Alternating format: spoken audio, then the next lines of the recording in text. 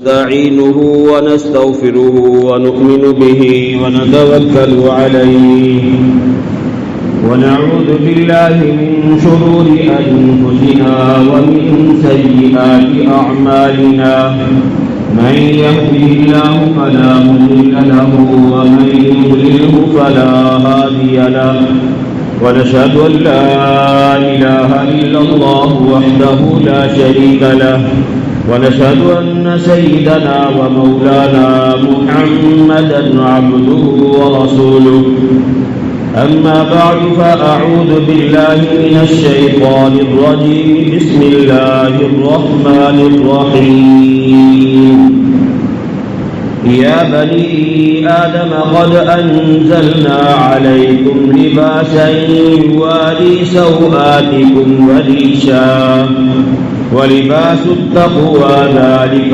خير ذلك من آيات الله لعلهم يذكرون صدق الله العظيم وبلغنا رسوله النبي الكريم ونحن على ذلك لمن الشاهدين والشاكرين والحمد لله رب العالمين يا رب صل وسلم دائما أبدا على حبيبك خير الخلق كلهم تمام أحباب الذكر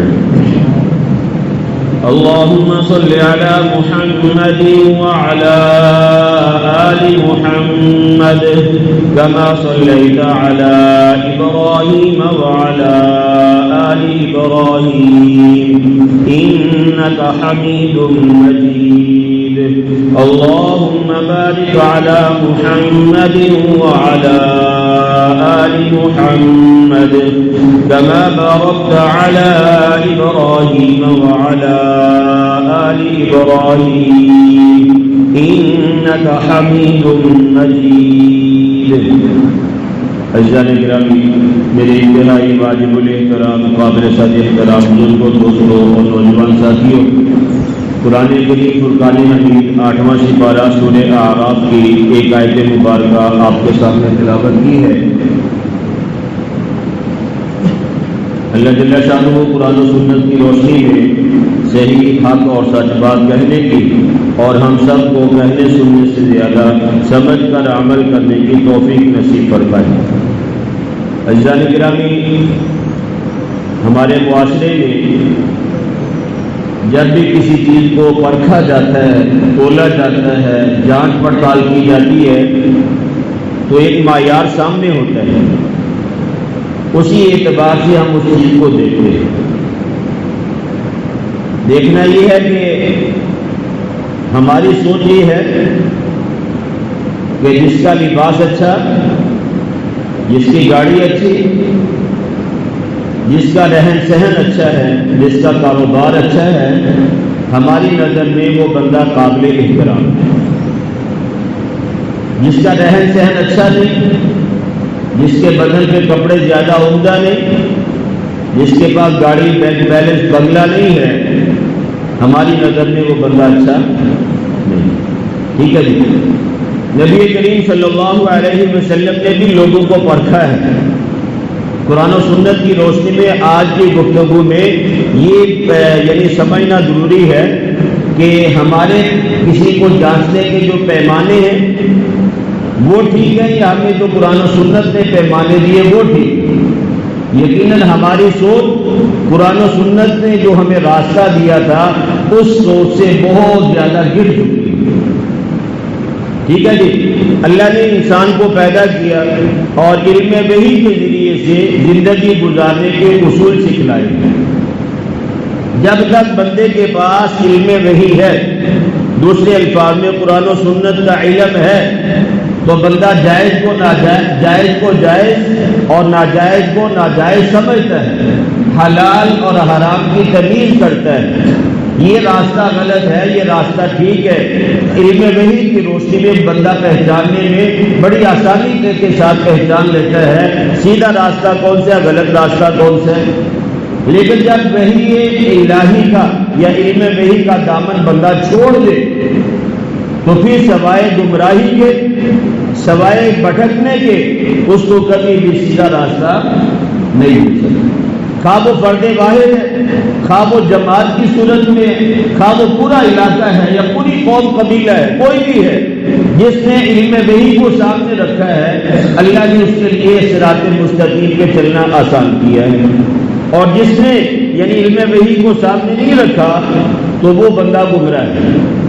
ہمارا نصاب دیکھ لیں، ہمارا چھوٹا سا پیدا ہونے والا بچہ معصوم ہے، اس کو کلمہ پڑھا دیا جاتا ہے زیادہ سے زیادہ، اور نہ کوئی قرآنی کے زیادہ نصاب ہمارے نصاب میں شامل، نہ زیادہ احادیث نبویہ شامل، نہ کوئی مستقل کوئی باب ایسا ہے کہ جس میں اللہ کے نبی صلی اللہ علیہ وسلم کی روزمرہ زندگی ہم اسکول میں پڑھنے والے بچوں کو سمجھائیں. زیادہ سے زیادہ جو بنیادی 2-4 چیزیں ہیں، اس کے علاوہ کچھ نہیں. نبی پاک صلی اللہ علیہ وسلم کا کھانے کا انداز کیا تھا، آپ کا مجلس میں جانے کا، بازار میں چلنے کا، یہ ہمارے نصاب میں یہ چیزیں شامل نہیں. اور اگر دیکھا جائے دینی اداروں میں پڑھنے والے بچے اور اسکول کالج یونیورسٹی میں پڑھنے والے بچے، یہ تعداد میں یہ 20% بھی مدارس والے نہیں، 80% مسلمانوں کے بچے اسکول کالج یونیورسٹی میں پڑھتے ہیں. وہاں الجبرا تو ضروری ہے، وہاں ریاضی تو ضروری ہے، ہونا بھی چاہیے، لیکن اس کے ساتھ ساتھ جن مضامین سے انسانیت کا درس ملتا ہے، زندگی گزارنے کے اصول اور طریقے ملتے ہیں، وہ ہمارے نصاب میں شامل ہے. اگر ہیں تو صرف خانہ پوری کے طور پر. نتیجہ کیا ہے؟ ہماری جو نسل نو ہے اس نے یعنی ایک پیمانہ، ایک سوچ بنا لی ہے، اگر پیسہ زیادہ ہوگا، اگر گاڑی بنگلہ ہے، نوکر چاکر ہیں، معاشرے میں میری عزت بنے گی. اگر یہ چیزیں نہیں ہیں تو معاشرے میں میری عزت بھی نہیں ہے. اللہ جل شانہ نے قرآن کریم میں سورہ اعراف میں اس بات کو بیان کیا ہے، یا بنی آدم قد انزلنا علیکم لباسا یواری سوآتکم وریشا. ایک جگہ پہ اللہ فرما رہے لباس دیا ہے بندے تجھے، یہ کپڑا دیا ہے تجھے، تو اس کے ذریعے سے خوبصورتی حاصل کرتا ہے. ٹھیک ہے بھائی، بات تو ختم ہو گئی نا. اللہ نے ہمیں لباس دیا، اس کے ذریعے سے ہم شطر کو چھپاتے ہیں، اس کے ذریعے سے ہم خوبصورتی حاصل کرتے ہیں. لیکن ساتھ ہی اللہ نے یہ سوچ بنا دی بندے کی، یہ بتا دیا کہ یہ کپڑے کا اچھا ہونا اچھا نہیں ہے، یہ کپڑا بہت قیمتی ہے، اس کی وجہ سے تیری ذات اچھی نہیں ہو سکتی. فرمایا واللباس التقوی ذالک خیر. ساتھ یہ بتا دیا کہ تقوی کا جو لباس ہے یہ اصل لباس ہے. اللہ تجھے جب بھی دیکھے گا، اللہ جب بھی تجھے پرکھے گا، اللہ تبارک و تعالیٰ تجھے پرکھے گا کہ تیرے اندر کا جو لباس تقوی والا ہے یہ تیرے اندر ہے یا نہیں ہے. اگر تیرے بدن پہ تقوی کا لباس ہے تو پھر اللہ کی نظر میں تو بڑا محبوب ہے. دنیا والے تیرے ذکر کو نہیں مانتے، نہ ہمارے پرواہ نہیں ہے، لیکن اللہ کے حضور تمہارا بڑا مقام اور مرتبہ ہے. تو اس لیے بھائی آج کے نوجوان لڑکیاں ہیں یہ لڑکے جہاں بیٹھ گئے وہاں تذکرہ یہ ہوگا تیرا کپڑا بہت اچھا ہے، تیرا موبائل بہت اعلیٰ کوالٹی کا ہے، تیرے پاس جو گوڑھی سے سونے کا رنگ پہ ہے نا یہ بڑا خوبصورت لگتا ہے. جن چیزوں کو ہم خوبصورت کہتے ہیں تو دل میں یہ خیال ہوتا ہے جیسے اس کے پاس ہے میرے پاس بھی. اس کی جب کوالٹی بہت اونچی جا رہی ہے، اس کی شخصیت کو سارے مانتے ہیں اس لیے کہ اس کا لباس اچھا ہے، اس کا رہن سہن اچھا ہے، یہ ساری چیزیں اللہ کہتے ہیں اچھی ہیں.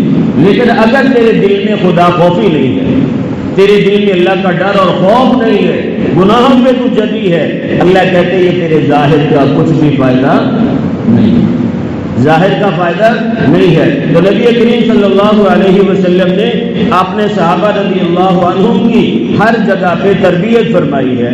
قرآن کریم میں سورہ منافقون میں آتا ہے وَإِذَا رَأَيْتَهُمْ تُعْجِبُكَ أَجْسَامُهُمْ.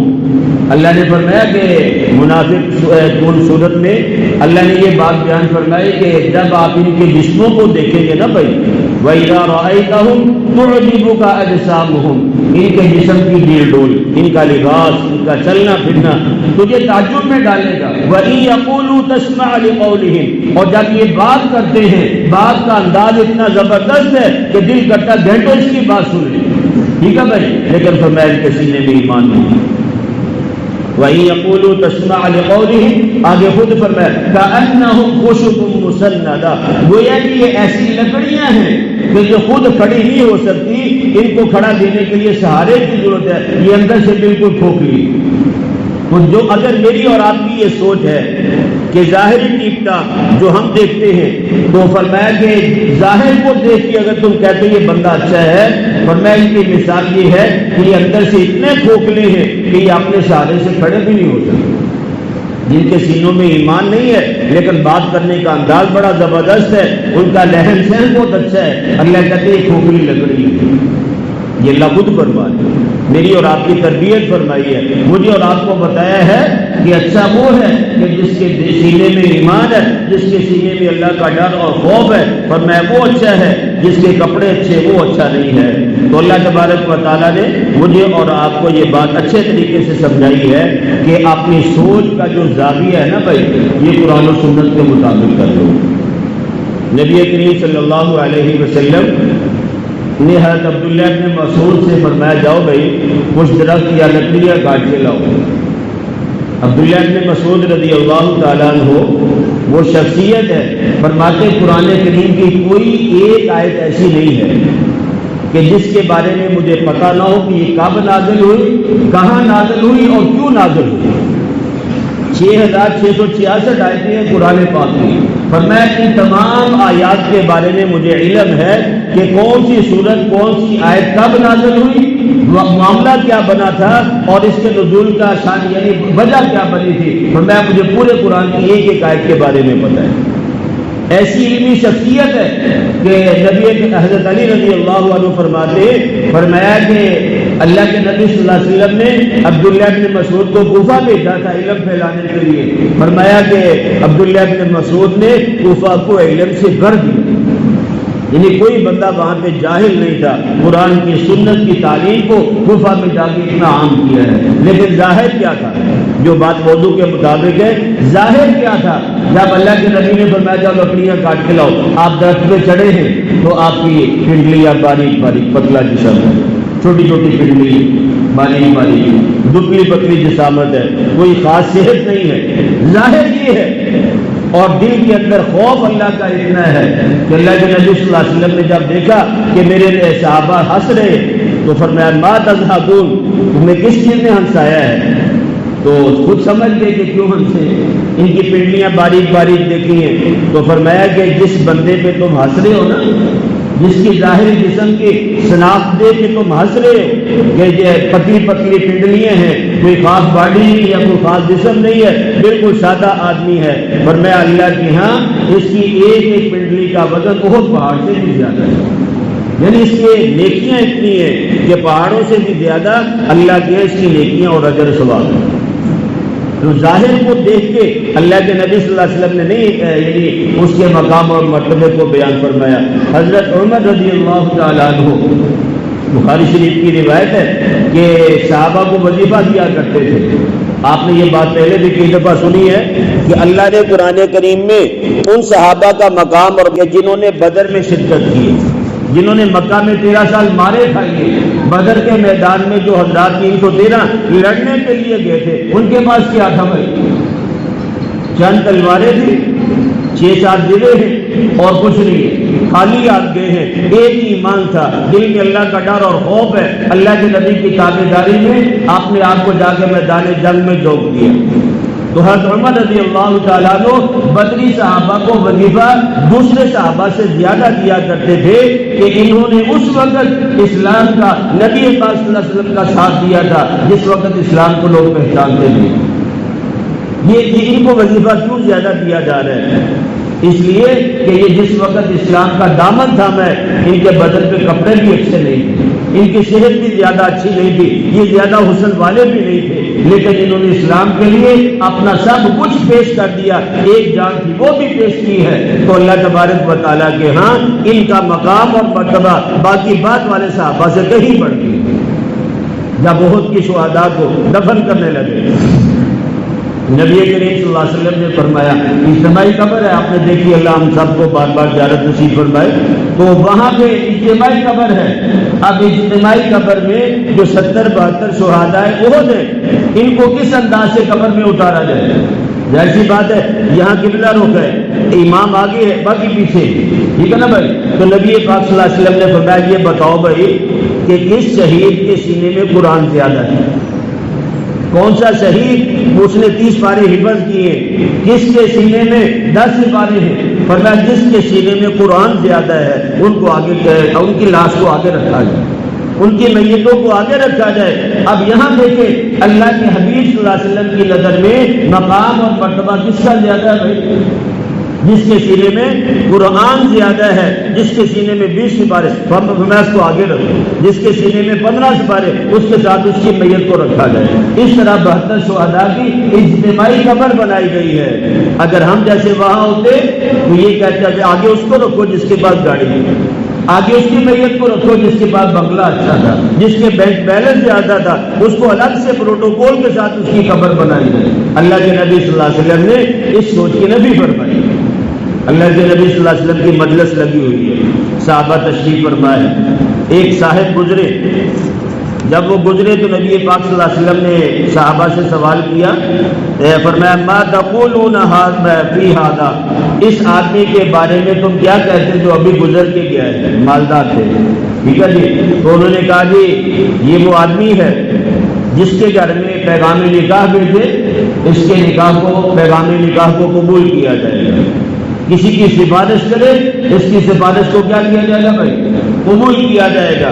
اور جب یہ بات کرتے ہیں پورا مجمع اس کی بات کو کان لگا کے سنتا ہے۔ نبی کریم صلی اللہ علیہ وسلم نے جب یہ صحابہ کی بات سنی نا تو خاموش ہو گئے، کسی کی بات کا جواب نہیں دیا۔ تھوڑی دیر گزری ہے، ایک اور صحابی گزرے، ایمان والے تھے، مسلمان تھے لیکن غریب تھے، ٹھیک ہے بھائی؟ بدن پہ کپڑا زیادہ اچھا نہیں ہے، سواری بھی اچھی نہیں ہے۔ جب یہ گزرے تو نبی پاک صلی اللہ علیہ وسلم نے پھر سوال کیا ما تقولون ھذا، اس آدمی کے بارے میں تمہاری کیا رائے؟ صحابہ کی تربیت کی جا رہی ہے۔ تو صحابہ رضی اللہ عنہم نے عرض کیا یا رسول اللہ، جہاں بھی پیغام نکاح بھیجے نا تو قبول نہیں کیا جائے، اس کے رشتے کو قبول نہیں کیا جائے گا، کسی کی سفارش کرے اس کی سفارش کو قبول نہیں کیا جائے گا۔ پھر فرمایا عرض کی یا رسول اللہ، اگر یہ بات کرتا ہے تو کوئی اس کی بات کو سننے کے لیے تیار نہیں ہے۔ آقا دو عالم صلی اللہ علیہ وسلم نے بڑا پیارا جواب دیا، اپنے صحابہ کی تربیت فرمائی، تمام کی رائے کو فرمایا یہ جو آدمی بعد میں گزرا ہے جس کے پیغام نکاح کو کوئی قبول نہ کرے، جو بات کسی کی سفارش کرے اس کی سفارش کو قبول نہ کیا جائے، اگر یہ بات کرے کوئی سننے کے لیے تیار نہ ہو، فرمایا یہ اکیلا آدمی جو پہلے آدمی گزرا ہے مالدار تھا، اس کے پاس سب کچھ ہے، لوگ اس کے تابع ہیں، رشتے کی آفریں آتی ہیں، فرمایا اس جیسوں سے دنیا بھر جائے یہ اکیلا آدمی سب سے اچھا ہے، جس کے پاس بظاہر کچھ نہیں ہے، نہ صحت ہے نہ مال و دولت ہے لیکن سینے میں ایمان ہے، اللہ اور اس کے رسول کی محبت کوٹ کوٹ کے بھری ہوئی ہے۔ فرمایا اس جیسا آدمی اکیلا ہو اور جس کے سینے میں ایمان نہیں ہے، اس جیسے آدمیوں سے ساری دنیا بھی بھر جائے، زمین بھر جائے، فرمایا یہ اکیلا آدمی تمام پہ بھاری ہے، یہ اکیلا آدمی تمام پہ بھاری ہے۔ اچھا بھائی ناراض نہیں ہونا، میں بھی آپ کے معاشرے کا حصہ ہوں، اگر کسی بگڑے ہوئے نواب زادے کا رشتہ آ جائے نا میرے اور آپ کے ہاں، زمین کے قلعے بابا نے سواری چل لیا، کوئی 2-4 کوٹیاں بھی آئی ہیں، کوئی کروڑا بھی آئی، بینک بیلنس بھی ہے، کسی کے گھر میں رشتہ آ جائے نا نواب زادہ جو بگڑا ہوا ہو، جس کا ریکارڈ اچھا نہ ہو، تو کوئی بندہ بھی الا ماشاء اللہ اس رشتے سے انکار نہیں کرے گا، ٹھیک ہے بھائی؟ سیانے بیٹھے ہوں گے نا وہ کہیں گے پوری شادی تو بعد ٹھیک ہو جائے، یہی کہنا شادی تو بعد کی ہو جائے گا، ٹھیک ہو جائے، کوئی نہیں، بیاہ کر سارا کچھ ہے گا۔ یہ نہیں دیکھتے انسانیت ہے یا نہیں، وہ دین ہے کہ نہیں، دین کی سمجھ ہے کہ نہیں، یا یہی کما گے یا پیسے ہے کہ کوئی گل نہیں، آدمی کل آپ ٹھیک ہو جاؤ۔ اچھا کوئی بڑا سدھرا ہوا، کوئی طالب علم ہے، دین کی سمجھ رکھنے والا ہے لیکن ہے غریب، پیسے نہیں اس کے پاس، بینک بیلنس زیادہ نہیں ہے، بس گزارے کی 2 وقت کی روٹی کما سکتا ہے، کسی اچھے گھر میں اس کا رشتہ چلا جائے نا تو سارے یہ کہیں گے کہ آپ کو کمر لینے کے تو کھلونا ہے، ایسے ہوتا ہی نہیں ہوتا بھائی، نبی کریم صلی اللہ علیہ وسلم نے بھی اسی سوچ کی تصریح فرمائی ہے کہ صحابہ کو فرمایا جس کے بینک بیلنس نے، جس کی ڈیل ڈول نے، جس کے مال و دولت نے تمہیں متاثر کیا ہے، ان جیسے لوگوں سے دنیا بھی باقی ہمیں پرواہ نہیں۔ جس بندے کی کوئی سنتا نہیں ہے لیکن اس کے سینے میں ایمان ہے، اللہ اور اس کے رسول کی تابعداری میں زندگی گزارا ہے، ورنہ یہ ایک بندہ نافرمانوں کے سے دنیا بھر دے، ان تمام پہ یہ ایک بندہ حاوی ہے۔ باقی سوچوں کو بدلے گا۔ یہ میری اور آپ کی جو نوجوان نسل ہے ان کے اندر یہ بات بہت زیادہ پائی جاتی ہے۔ نبی کریم صلی اللہ علیہ وسلم نے ہر موقع پہ اپنے صحابہ کی تربیت فرمائی۔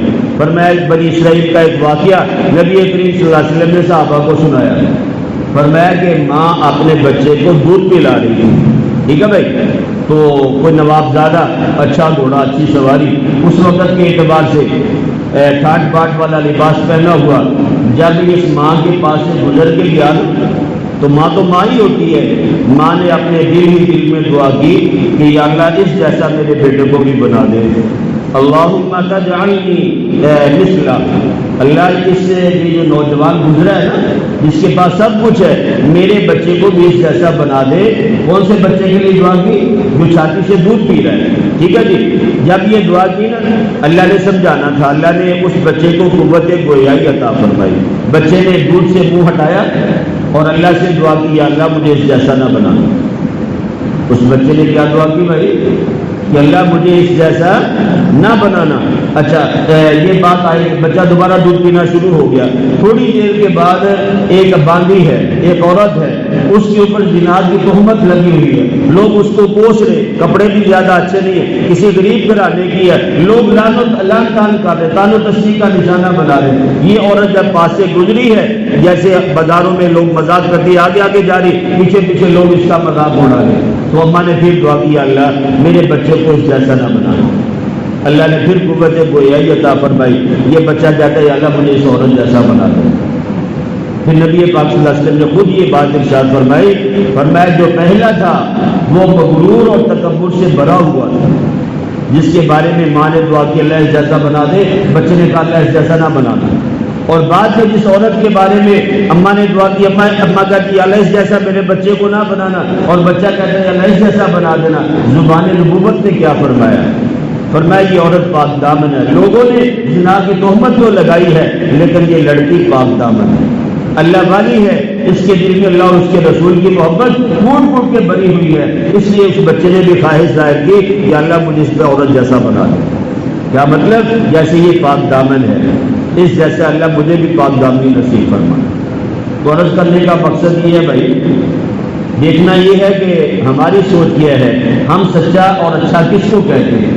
میں نے کیا کہ ہماری سوچ یہ ہے کہ جس کے پاس بظاہر میں بھی اور آپ بھی اپنے ظاہری جسم کو بنانے پہ لگے ہوئے، یہ جتنا بہترین نظر آئے، لباس اچھا ہو، جوتا پاؤں میں اچھا ہونا چاہیے۔ اچھا بھائی ایمانداری سے بتاؤ، جتنے بڑے بڑے بزرگ آپ کے پاس جہاں مسجد میں آتے ہیں ان کو آپ نے دیکھا کبھی بڑے ٹھاٹ پاٹ والے لباس میں آئے ہیں، کوئی پراڈو میں بیٹھ کے آیا ہو، دیکھا کبھی آپ نے؟ یہاں آپ کی مسجد میں جو بیانات کے لیے آتے ہیں، شاہ صاحب رحمہ اللہ کئی دفعہ آئے ہیں، کبھی انہوں نے بڑی بڑی پگڑی باندھی ہوئی ہو، تو پاؤں میں بڑا لاکھوں والا جوتا پہنا ہو، آپ نے کبھی دیکھا؟ کیوں بھائی؟ دل میں دنیا سے چلے گئے، اب بھی دل میں ان کی عظمت ہے، دل میں اب بھی ان کی محبت ہے۔ جو حضرات آتے ہیں بیانات کے لیے چلے جاتے ہیں بیان کر کے، اگرچہ ان کے پاس اچھی گاڑیاں نہیں ہیں، زیادہ اچھا لباس نہیں ہوتا، نارمل لباس ہے، نارمل رومال پکڑا ان کے پاس ہے، نارمل سا جوتا پہنا ہوا ہے، ان کی بات کو سنتے بھی ہیں اور ان کی بات دل میں داخل لگتی بھی ہے۔ وجہ کیا ہے؟ اللہ نے ان کے دلوں میں اپنی محبت ڈال دی ہے۔ میں نے عرض کیا کہ اللہ تبارک و تعالیٰ کا جس کے دل میں محبت ہے اللہ کی اور اس کے رسول کی، یہ عزت کے یہ محبتوں کے فیصلے آسمان سے ہوتے ہیں۔ ہم کہتے ہیں میرا لباس اچھا ہو جائے، میرا رہن سہن اچھا ہو جائے، میری گاڑی اچھی ہو جائے، میرا بینک بیلنس ہو جائے، لوگوں میں میرا اسٹیٹس ہونا چاہیے، لیکن دل میں لباس التقویٰ نہیں ہے، اللہ سے ڈر اور خوف کا لباس نہیں ہے، تو ایسے بندے ہزاروں لاکھوں دنیا میں آئے، دنیا سے چلے گئے، جب آئے ہیں لوگ ان کے شر سے ڈرتے تھے، چلے گئے، کہا شکر الحمدللہ جان چھوٹ گئی۔ لیکن جن کے دلوں میں اللہ کا ڈر اور خوف تھا، زیادہ بینک بیلنس نہیں تھا، لیکن اللہ کی محبت کوٹ کوٹ کے بھری ہوئی تھی، دنیا میں تھے لوگ ان کے جوتے سیدھے کرتے تھے، ان کے پاس بیٹھنا جا کے اپنے لیے سعادت سمجھتے تھے، دنیا سے چلے بھی گئے ہیں، اب بھی ان کا مقام اور مرتبہ دل کے اندر عزت بہت زیادہ ہے۔ وجہ کیا ہے؟ انہوں نے اپنے دل میں اللہ کی محبت ڈالی، اللہ نے ساری انسانیت کے دلوں میں ان کی محبت ڈالی۔ شاہ صاحب ہمارے پیر و مرشد ایک ہی آدمی تھے، کون سا کوئی بڑے بینک بیلنس تھے یا کوئی بہت بڑا کاروبار تھا، جب جنازے کے لیے گئے جا کے دیکھا خدا کی قسم جگہ نہیں مل رہی، یہاں سمندری روڈ سے وہ گراؤنڈ تک کوئی جگہ خالی نہیں ہے، بھاگ بھاگ کے لوگ پہنچے، حضرت حاجی صاحب کے جنازے پہ گئے رائے گڑھ، وہاں کیا صورت، جو گئے ان کو پتہ ہے اس بات، لوگ پتہ نہیں کہاں سے بھاگ بھاگ کے آ رہے یار حاجی صاحب کا جنازہ پڑھ لیں۔ وہ ایک ہی آدمی تھے، ان کے کون سے بڑے بڑے کاروبار تھے؟ جس بندے نے اپنے دل میں اللہ اور اس کی رسول کی محبت پیدا کر لی نا بھائی، وہ اللہ کا محبوب ہے، اور اللہ اپنے محبوب کی محبت بندوں کے دلوں میں ڈال کے اللہ بندوں کا اسے محبوب بنا دے۔ اس لیے اپنی سوچ کا زاویہ بدلے۔ جس کے پاس دنیا ہے، دنیا کے دین ہے، جن کے ساتھ دنیا بھی ہے ٹھیک ہے، لیکن جس کے پاس دنیا ہی دنیا ہے اور کچھ نہیں ہے، دین نہیں ہے بالکل ہی، نہ نمازوں کا پتہ، نہ سنتوں کا پتہ، نہ فرائض کا پتہ ہے، بھائی یاد رکھنا یہ اچھا نہیں ہے۔ اچھا وہ ہے جسے اللہ اور اس کا رسول اچھا کہے۔ میں نے کیا اچھے وہ لوگ ہیں جن کے دل میں اللہ اور اس کے رسول کی محبت ہے، اور اللہ کیا فرماتے ہیں، والی بات تقویٰ ذالک خیر، کاٹن اچھی لٹھا اچھا پہننے والا اچھا نہیں ہے، جس کے دل میں تقوی کا لباس ہے، فرمایا اللہ کی نظر میں وہ اچھا ہے، اور جسے اللہ اچھا کہہ دے، اللہ کے حبیب اچھا کہہ دے، وہی اچھا ہوتا ہے۔ اللہ پاک مجھے اور آپ کو کہنے سننے سے زیادہ سمجھ کر عمل کرنے کی توفیق نصیب فرمائے۔ تمام احباب سنت ادا کریں۔